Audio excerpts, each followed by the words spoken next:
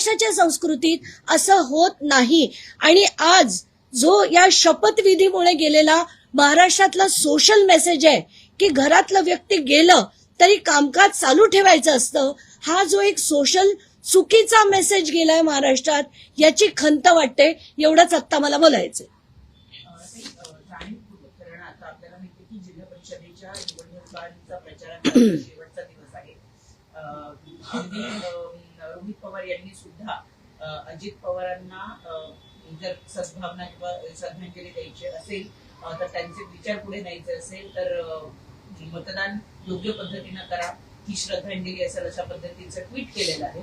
एकूणच आजच्या पेपरमध्ये आलेल्या या बातम्या आणि निवडणुका याचा काही संबंध आहे का असं तुम्हाला वाटतं का? त्या अनुषंगानं या बातम्या दिल्या गेल्या असतील. मला एकच फक्त गोष्ट मांडायची आहे की याच्यात भाजपने एका दगडात दोन पक्षी मारले. एक म्हणजे त्यांनी राष्ट्रवादीत परमनंट फूट पाडली आणि दुसरं म्हणजे त्यांनी आत्ताच्या झेडपीच्या निवडणुकीत जो राष्ट्रवादी पक्षाला जो आपलेपणा आपुलकी मिळाली असती किंवा जो सॉफ्ट कॉर्नर लोकांचा मिळाला असता तो आता मिळेल की नाही. कारण महाराष्ट्रात सगळी लोक प्रचंड प्रमाणात चिडलेली आहेत की यांना इतकी काय घाई झाली होती असं असंख्य लोक म्हणताना दिसत आहेत.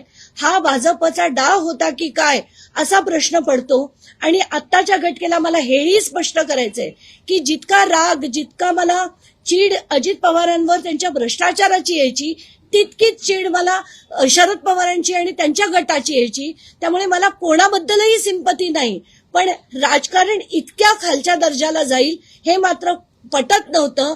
पण आता भाजपने ते सिद्ध करून दाखवलंय की राजकारण आता कुठच्याही पातळीवर जाऊ शकतं.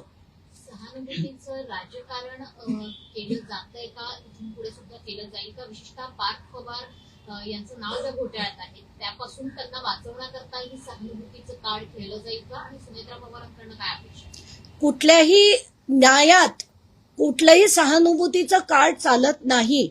जर जे त्यांनी गुन्हे केलेत, आधी एक खोटी कंपनी बनवणं, त्या खोट्या